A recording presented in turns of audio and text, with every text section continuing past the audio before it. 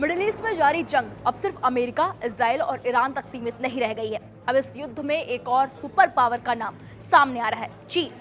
America की एक ताजा रिपोर्ट ने बड़ा दावा किया है कि चीन ईरान को सिर्फ आर्थिक नहीं बल्कि सीधी सैन्य और तकनीकी मदद दे रहा है। ड्रोन, मिसाइल, रॉकेट फ्यूल और यहाँ तक की सैटेलाइट नेविगेशन सिस्टम। क्या चीन पर्दे के पीछे रहकर इस जंग का गेम चेंजर बन रहा है? आइए पूरा मामला इस रिपोर्ट में आपको दिखाते हैं। दरअसल मिडिल ईस्ट में जंग का आज 19वां दिन है और हर दिन के साथ ये संघर्ष और खतरनाक होता जा रहा है। लेकिन अब जो खुलासा हुआ है वो इस जंग को ग्लोबल टकराव में बदल सकता है। अमेरिकी संस्था US China economic and security review commission की रिपोर्ट में दावा किया गया है कि चीन ईरान की सैन्य ताकत को मजबूत कर रहा है। रिपोर्ट के मुताबिक चीन ने ईरान को attack drones, antiship cruise missile technology और रॉकेट फ्यूल बनाने वाले केमिकल्स तक उपलब्ध कराए हैं। यानी जंग के मैदान में इस्तेमाल हो रहे हथियारों को पीछे कहीं ना कहीं चीन का हाथ बताया जा रहा है। सबसे बड़ा खुलासा सोडियम परक्लोरेट की सप्लाई को लेकर हुआ है। ये वही केमिकल है जिसका इस्तेमाल missile grade solid rocket fuel बनाने के लिए होता है।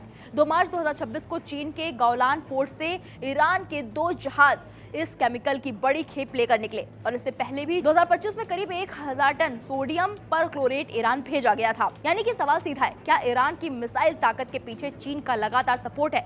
सिर्फ हथियार ही नहीं, चीन ने ईरान को सैटेलाइट नेविगेशन सपोर्ट भी दिया है।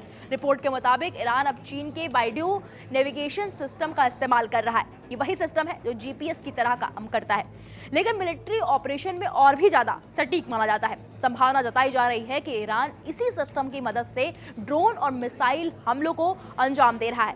अब सवाल यह भी है, चीन ने अपनी रणनीति क्यों बदली?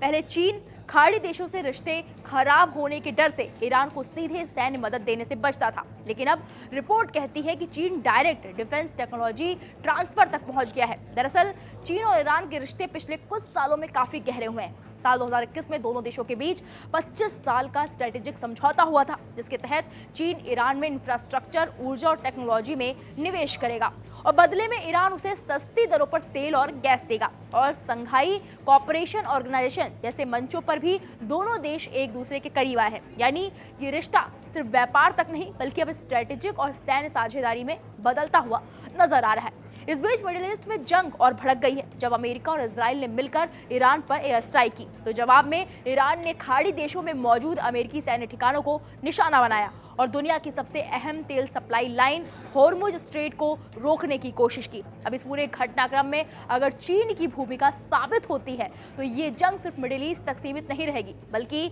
ये महाशक्तियों की सीधी टक्कर में बदल सकती है। तो क्या चीन पर्दे के पीछे रहकर इस जंग को हवा दे रहा है? क्या ये संघर्ष अब एक ग्लोबल वॉर का ट्रिगर पॉइंट बन सकता है? फिलहाल इन सवालों के जवाब आने वाले दिनों में मिलेंगे हमें, लेकिन इतना तय है, मिडिल ईस्ट की आग अब दुनिया को अपनी चपेट में ले सकती है। फिलहाल पूरे मामले पर आपकी क्या राय है? हमें कमेंट बॉक्स में जाकर जरूर बताइएगा।